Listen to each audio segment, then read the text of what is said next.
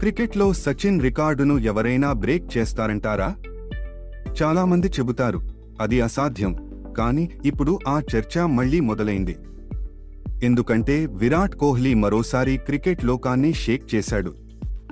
తాజాగా వన్డేల్లో 14,255 పరుగులు పూర్తి చేసి సంగక్కర 14,234 రికార్డును అధిగమించాడు.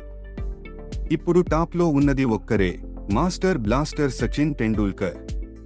అతనికి 18,426 పరుగులు ఇంకా అందని దూరంలో ఉన్నాడు. ప్రశ్న ఒక్కటే, విరాట్ సచిన్ రికార్డును దాటగలడా? 2025 నుంచి 2026 మధ్య భారత్ దాదాపు 50 వన్డేలు ఆడనుంది. అందులో ఆసియా కప్, వరల్డ్ కప్ కూడా ఉన్నాయి. విరాట్ సగటున 60 నుంచి 70 పరుగులు చేస్తే దాదాపు 2,000 రన్స్ సంపాదిస్తాడు.